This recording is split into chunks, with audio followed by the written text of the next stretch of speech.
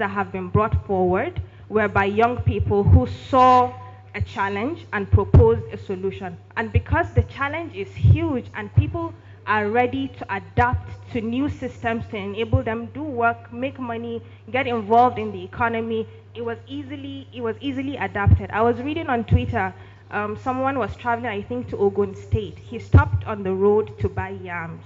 So it was a couple of women who were selling yams on the road. Only one of them had an account.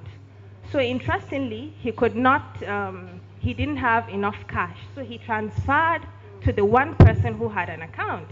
And he questioned, oh, how would you be able to track? They said, oh, that it's no issue that at the end of the week, she goes into the city, withdraws the money from the bank, and then shares it to everyone. So what highlighted to me is the level of trust we have in Nigeria amongst each other. So if we're really looking towards financial inclusion, we should also focus on what are the systems that work for us, like this AJO that we pay every month. So we should begin to make them more digitally inclusive as opposed to allowing just people, okay, contribute to you, contribute to you, contribute to you. So the people are already ready to make these adaptations. It's now left to us to now think further. Yes. So for government, what they need to do is just ensure that the systems are secured enough. We have enough legislative frameworks that will protect those people that are using these systems. And for the private sector, I think it's just more vim, because it's interesting if you're making a payment now across the world. Flutterwave is able to integrate the payment almost instantly, which makes things a lot easier. Very soon we will have fewer banks existing because these fintech companies are really, really taking over. So I don't think lawyers should be afraid. Who should be afraid are the banks, maybe? So we should be afraid. We should be afraid. Okay. Okay. Given my research background, I'm of the opinion that identity management is critical to digitizing the economy. In Nigeria, we struggle with this. The BVN was a step in the right direction. However, due to the general lack of trust amongst citizens, people do not freely give out their information. What can be done to achieve a turnaround with this?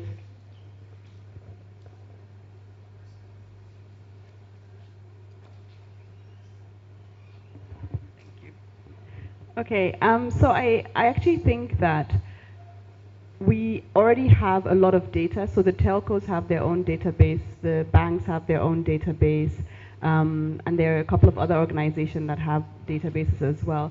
If you consolidate all of these databases and basically use them as the foundation and to ensure that you can find one identity for a particular person, right? You have biometric data which will help you do that. So, and this is across the, your where you get your driver's license, where you get your passport, your mobile phone is registered with your biometric data. All of these different data sources need to be consolidated into one. And yes, you would only be scratching the surface, because at the end of the day, the number of people who have a phone line registered in their actual name, right? Because you can go outside and buy a SIM card. You don't know who it's registered on, but it's yours, you're using it, right? It doesn't mean that it's necessarily registered in your name. And the number of people who have a passport is also very low. The number of people who have a driver's license or a national ID card is still very low. I do think that the national ID card registration drive is taking that step in the right direction.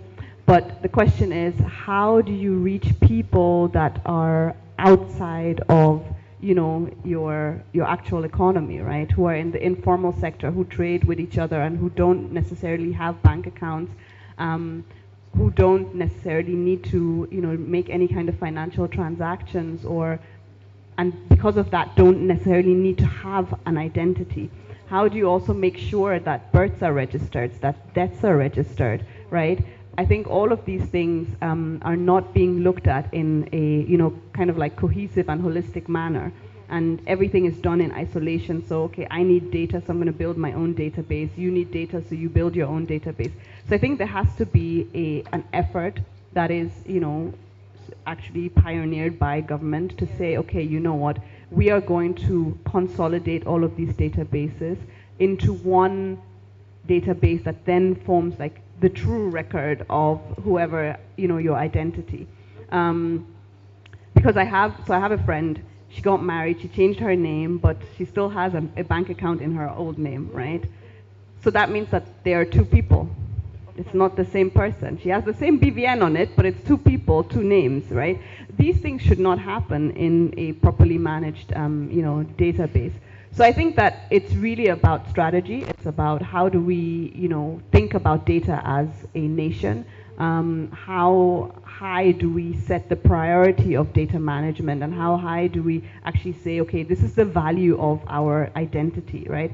I know a couple of years back there was a discussion about how MasterCard was to come in and kind of champion the national ID card management and database building. And to me it was like, okay, who is the person making this decision or trying to make this decision? Because clearly you've not thought about what the implications are of a US-based company owning your data. Because if you think that they're just going to give you cards and put your data on it and not own it, then that's ridiculous, right? So I think there's a lot of sensitization within policymakers that needs to happen for them to actually understand the value of data. And also, she talked about security and, what that really means on a national level, right? Because if you're not ready, for cyber warfare, and you're not ready to, really defend the critical data that you have as a nation, right? Then what are you really, holding? In the future, data is everything, whether you're an organization, a lot of, especially tech-enabled organizations, they're not necessarily building, for the sake of the product. It's for the sake of the data that they get from the products that they can then use to sell additional services. So I think it's really about changing our mindset as a nation, that this is how we think about data. And I mean, this is all part of digital transformation, right? So I work with a lot of organizations where organizations as a whole have to change the way that they think about data and the way that they handle data, about how they treat data, even in terms of just sending files from one place to another, right? If you think about the number of contracts, government contracts that have been sent from Yahoo or Gmail addresses, right? With critical information, critical supporting documents, also confidential information, right? Where does Yahoo and Gmail sit? Clearly not on our shores, right? So we need to really think about how do we change that? How do we approach data in a different manner and put processes in place that then, kind of look at not just identity data, but all other critical national data, and figure out what are the processes, what are the, ways that we should be handling our data, and, but it all starts with strategy and mindset. Thank you. I like what you said about the cyber warfare. I like that. So now when we download apps, you see this thing pop up asking if the app could get permission to your contacts or your pictures or etc. So I like what you said about that. So the thing is, in developed economies, these apps are being created and they've been able to crack the code on receiving data from their citizens and beyond, because we're also victims of this data release. As a country, we could expose ourselves to digital colonization, because that's essentially what you just said. I want you to expand on that digital colonization, the threats, and what we should do. I don't know if there's any public sector official here, but what we should do from the private sector perspective, and then policy recommendations. Okay, so in terms of digital colonization, I think there are different areas to look at. So one big area is data. Another area is infrastructure, right? And the reason why I say infrastructure is because we're looking at building smart cities, but who builds this smart city technology for us? We're looking at rolling out e-government, but who is building this for us, right? The South Koreans have positioned themselves as the strategic partner for smart cities and for e-government to Africa. And they are very much here, and they're very much going to leave back doors in anything that they put in place if we do not build our own local capacity, right? Apart from obviously data infrastructure, there's security. What are we doing to actually protect the assets that we have? Then there's also hosting. Where is our data hosted? Where, you know, and who really owns it, right? Because he who owns the data or infrastructure owns everything, right? And then it's who is building the software and the applications that kind of sit on top of that. And lastly, who's funding it, right? So we keep taking money from foreign entities for these, you know, both on the private sector part and in the public sector as well, for building out, you know, different projects. And what happens is that in the end, we won't own our intellectual property, we won't own our data, we won't own our infrastructure, and we won't own anything. And when we don't own anything, it simply means that we become a colony again, right? And at the moment, you know, and I've seen this happen. Last year I did a lot of conferences that were public sector focused and, you know, at like ministerial level, focused on the whole of Africa. And what I learned there is that policymakers are signing deals without even understanding them, right? We have very low literacy in terms of anything digital. And when I say literacy, I don't mean you know how to browse. I mean that you actually understand the implications of data and the implications of how infrastructure is built, and you know the things that can be done, right? And what a hacker can do and different things, right? If you don't have fundamental knowledge or advisors that have fundamental knowledge in these sectors, you will never be able to make the right decisions for a nation, right? And for the private sector, it's the same thing, right? We need to think about how do we build, you know, funding frameworks that have local funds available for people who are building their businesses. If we continue to have foreign funding, it just means that more and more of our technology companies get offshored. And as they get offshored, we lose our intellectual property. The reason why foreign investors are offshoring companies is because we don't have a proper legal framework, right? If they invest $1 million, you're not going to invest $1 million somewhere where, you know, you don't know what's, if the court, you know, if something happens, you go to court, the court is not going to rule properly, you know. You will then say, okay, why don't you bring your company to this place where I know the courts will support me, where we have the laws, where we, you know, where we've actually looked at all these different policies properly and invested there. As an entrepreneur, the decision is very easy. You're going to give me $1 million or $8 million for my company, and all you need from me is to move to Silicon Valley and incorporate there. Yes, okay, I'm ready, right?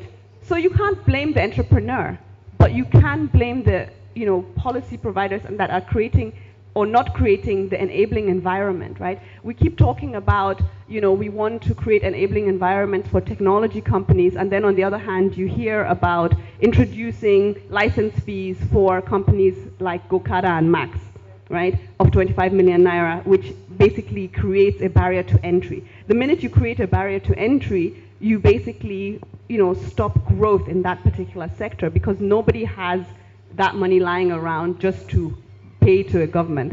So I think we, you know, as private sector in terms of digital colonization, we just need to be very careful. We need to figure out how can we build local funds, you know, that are properly backed and, you know, that are not going to fall apart when anything happens, but that, you know, can stand the test of time, and that also are willing to take risk, right? Okay.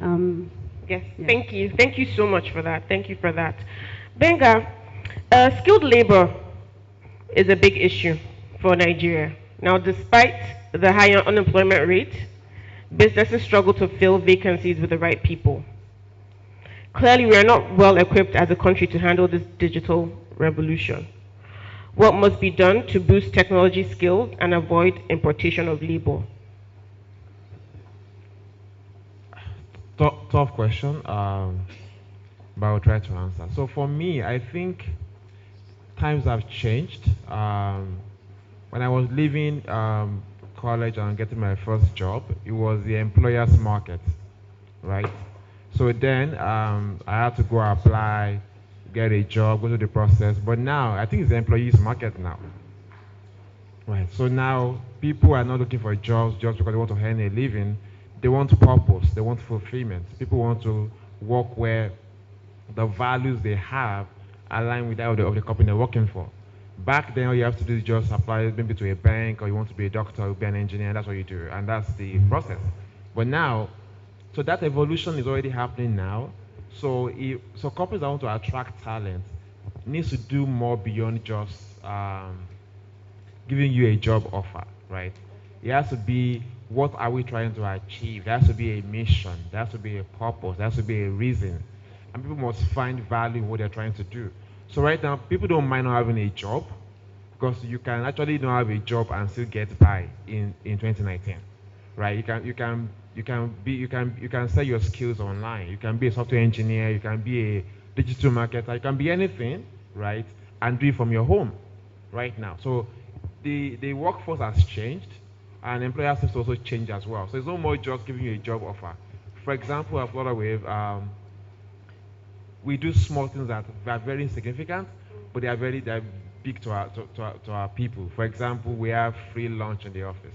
It's not about the food or the money, but it's about the thought behind it for the people. We have free Netflix access, free Apple Music, not because they can't afford to pay for Apple Music, right? But the work is gone beyond just where I work. People now are very conscious of the fact that I will be here from 8 a.m. to 5 p.m. every day. It has to be somewhere where my values are aligned with what they're trying to do. So there is a massive evolution going on, and with that, I'm not sure Nigerian employers or African employers are ready for that level of evolution. We have to understand that people are no more going to get a job because they want to get paid. Also, you want the, what I call, the connected employees, the people who understand what the company is going to and who can help propel the vision of the company as well.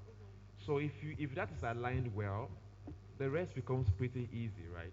Because the digital talent workforce and everything, right, it's going to align well to what you're doing. So you have, and things like, before you can get a job, you have to have a first class degree from Harvard, before I will hire you. Those things are changing.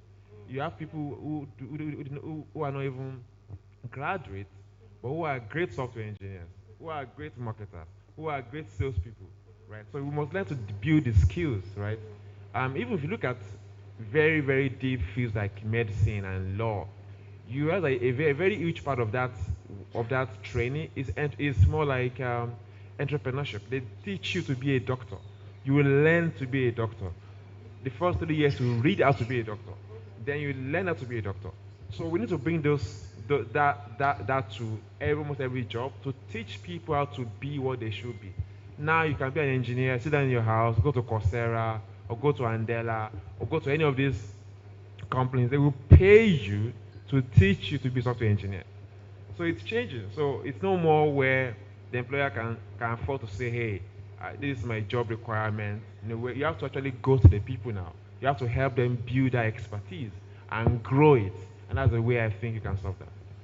Thank you for that. I still feel like we have you need to search for a job.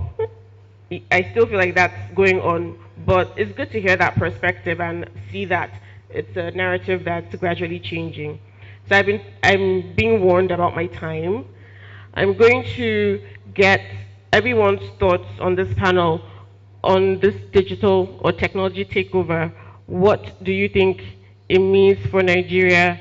How have you leveraged digital platforms to also grow yourself as a brand, to grow your business or your profession, whatever you do? I'd like to get your thoughts on that.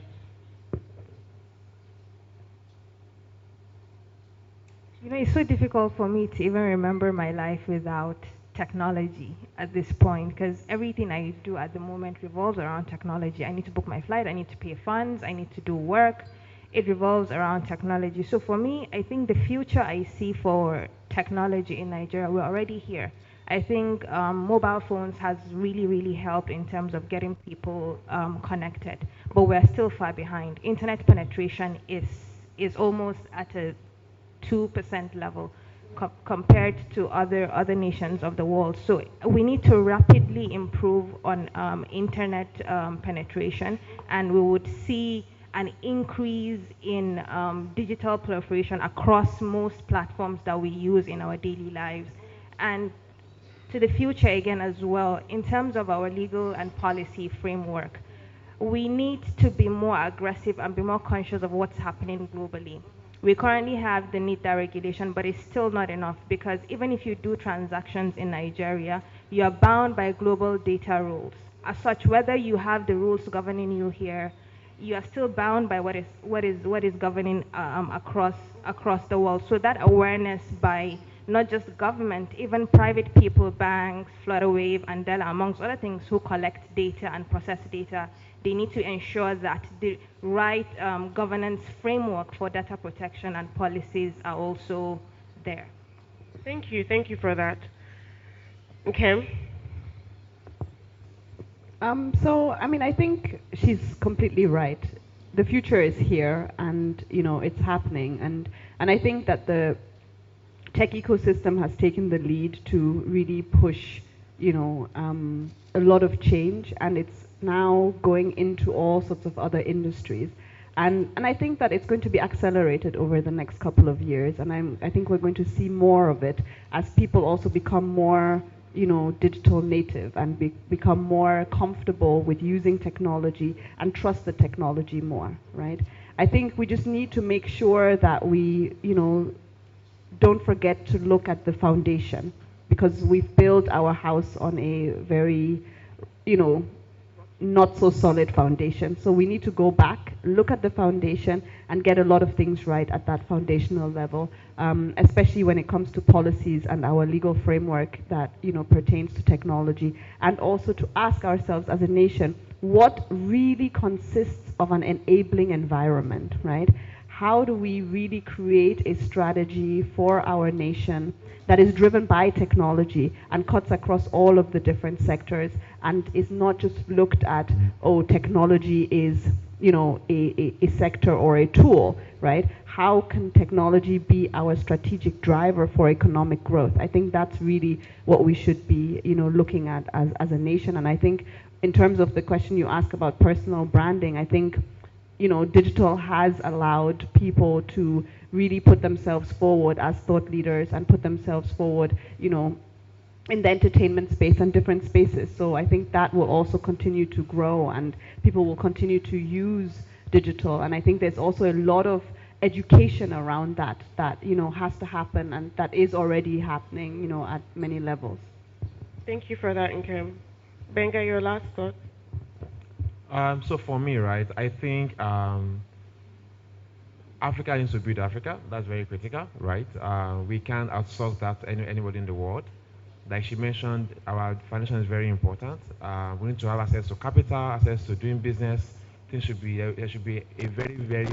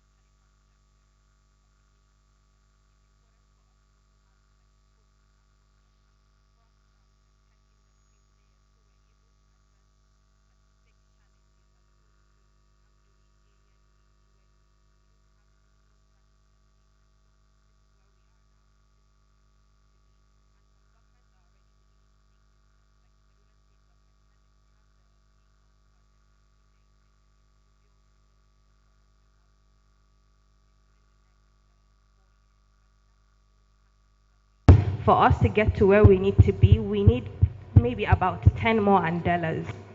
And we're also looking at it as them training for just people in the West.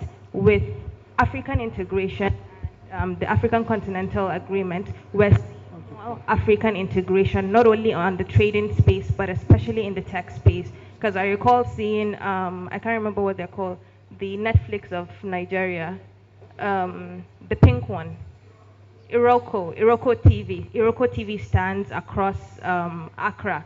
So you can see how we're not only transporting our digital skills to the West, but also within Africa. Africa alone is enough for us to conquer and even challenge the West. I think Benga Ijani, with respect to, are we ripe enough as a workforce? I think when you say ripe enough, it completely defeats what technology stands for, because if you don't catch up, nobody is going to wait for you. So it's important for us to leapfrog, not only as private sector, but only as government. If we're not ready to operate in a digital space, other governments will not be ready to do business with us, because they would realize that before they do one thing, they will have to travel all the way to Nigeria to move from point A to point B. So it's not about waiting till we get right. It's about seeing how do we leapfrog. We're skipping a couple of industrial revolutions. We're still struggling in the second one. We might skip the third one and just jump to the fourth one. I mean, nothing says we have to go 1, 2, 3, 4. So we need to begin thinking of it from that perspective. Thank you. So we can officially close the panel. Please give another round of applause for my panelists. Thank you so much. You're an awesome audience. Thank you. Okay, just before they go, please again, another round of applause for them, because this has actually been quite amazing. And for the first time on stage today, the man of the day, please, a round of applause for JJ Omojua. He has a couple of gifts to give out today. Where's my gift? All right then, though.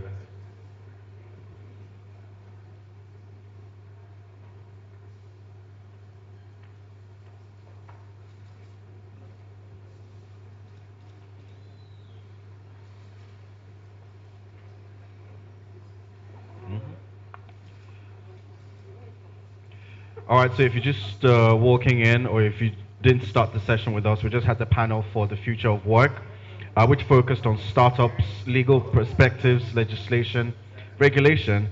And on the panel, we had Chinwe Egwim as the moderator. We had Nkemdeli Beho. We also had Olugbenga Agbola, who's the CEO and founder of Flutterwave. And we had Fali Amu as well. A round of applause for them one more time as they split the stage. Thank you. Now, later on during the course of this interesting event, we'll be having a couple of keynote addresses from Emeka Mba. We'll also have a keynote address.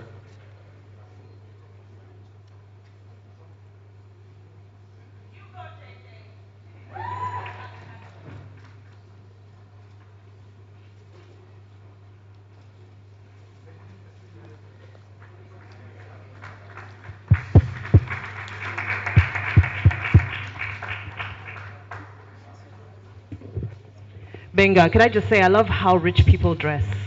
In 2019, looking rich, well, that's actually not rich, it's wealthy. Sorry to offend you. He's certainly a wealthy man, especially with the wealth of information and knowledge, wisdom that he shared with us. Again, just to recap, a great focus on the decolonization of the digital space. My favorite point from that, my greatest takeaway, listen, there were a lot of phenomenal takeaways, yep. But one of my greatest takeaways was, this conversation around is work, or should work continue to be a 9-to-5 process? Because the day I realized I was a millennial is the day I got a gig with, with a certain company. And then in my contract, they said I should be there from 9 to 5. And I was just like, these people are cruel. They're evil. How can they make me be at work from 9 to 5? Who does that? And but that's just the world we live in now. I think there's just a general consensus that you have to be in my presence for you to be doing the work. No, I don't. No, I mean, that was what it used to be. But now it's changing, because they feel like I'm working from home. They probably feel, okay, this person is going to spend 2 hours watching television, catching up on this, and then maybe spend 30 minutes. But the truth about it is that if people are working from their homes, then they also need to be responsible and they also need to be objective about it. Am I really earning how much I'm being paid even if I'm working from home? That is a Certainly. question that should be asked, and that should be a question that should be answered as well. Exactly, exactly. Give me a good Wi-Fi connection and we're good. We're good. That's what good. So I believe we're going straight into some of the readings, right? Yes, yes, we are. I'm excited. Sorry, can I tell you why I'm excited? Tell me about it. Because this woman is the broadcaster's broadcaster.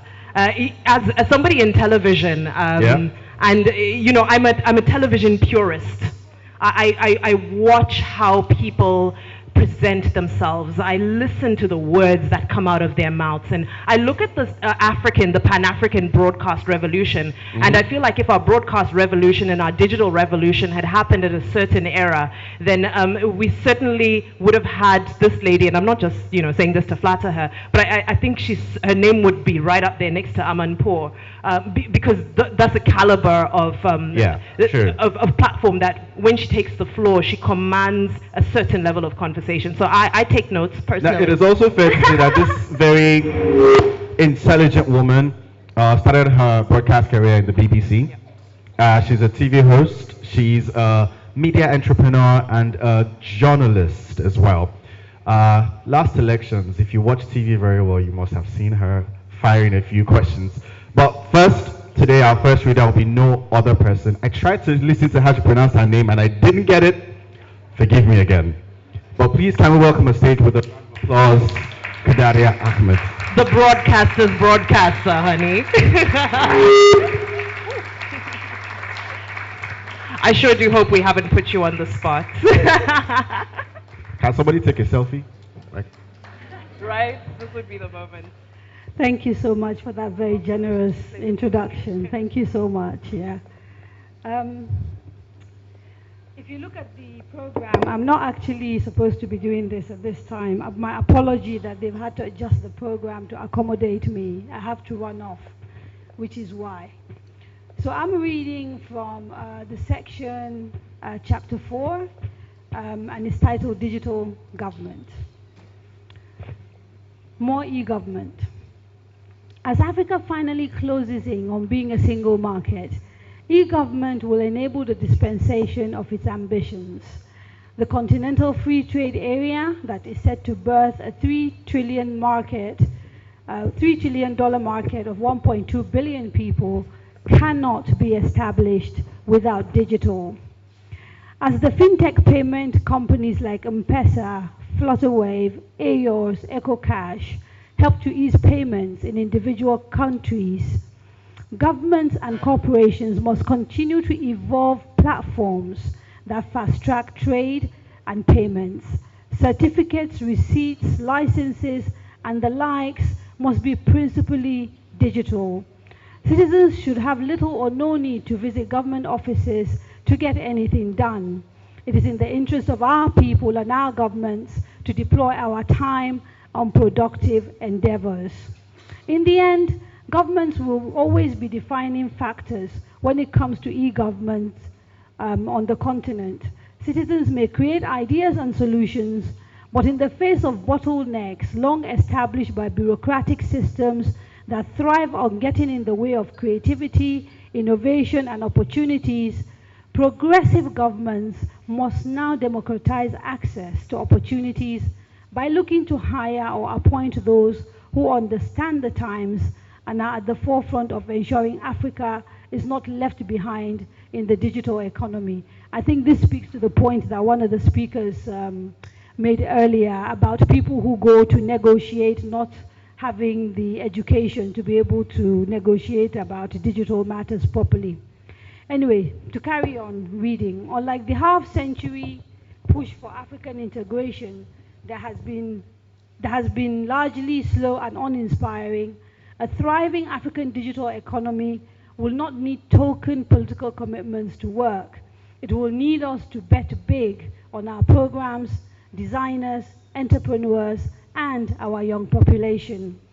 We cannot do this effectively without addressing the challenges of access to the internet and the cost of data. We have these democratized spaces that are indeed also for the privileged, because access to technology itself has not been democratized. In certain cases, the slow speed of the internet and the cost of accessing the internet are as challenging as not accessing them at all.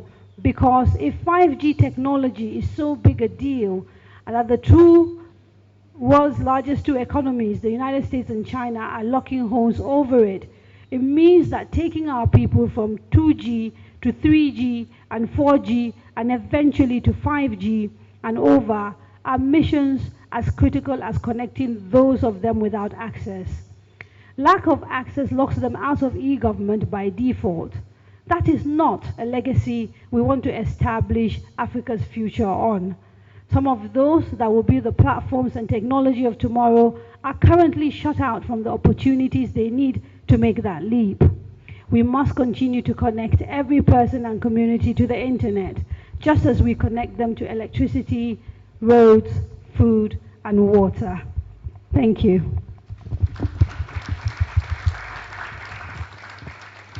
Thank you very much. Am I having a blonde moment? Thank you. Oh. Is it a blonde moment? Okay. I just wanted to quickly speak into what she just, the excerpt that she just read. Are you back on air? Yeah. Wonderful. Just a quick commentary on the excerpt that she just read. There's an article that was written by Kenyan broadcaster Larry Madowo. He's with BBC. That was published, I think, about end of last week. And he was talking about how it's quite laughable how Facebook has introduced this new payment platform and everybody thinks it's revolutionary. Whereas in Africa, we've been using M-Pesa, we've been using EcoCash, we've been using mobile money for our daily transactions. Yep. And just to bring this down to a very relatable level, I'm from Zimbabwe. And in case you're not aware of how dire, or, you know, dire is the word, let me not be diplomatic, our situation is in Zimbabwe, you currently cannot withdraw cash. There is no way whatsoever for you to access cash in Zimbabwe. So if I'm sending money home, I need to send to somebody in South Africa who is traveling home, who can give them cash, or we're getting creative. But this is when Econet stepped in with EcoCash, and it literally mobile money was as you know, as minuscule a thing as it looks. It revolutionized how we exist. We can pay school fees. We can do our groceries, we can buy medicine. So we can't downplay, you know, the value of some of the lessons that we're extracting. So I just wanted to, you know, just a takeaway from the first few sentences of that extract was focusing on some of those platforms. I think one thing that stood out for me, though, was the fact that the need to provide internet and the need to provide technology from, say, 2G to 5G eventually is also as important as giving internet to those that don't have it. Because people are saying today, oh, internet is expensive, internet is especially this or is that, oh, I bought 1 gigabyte of data and I just went on Twitter and next thing it's gone.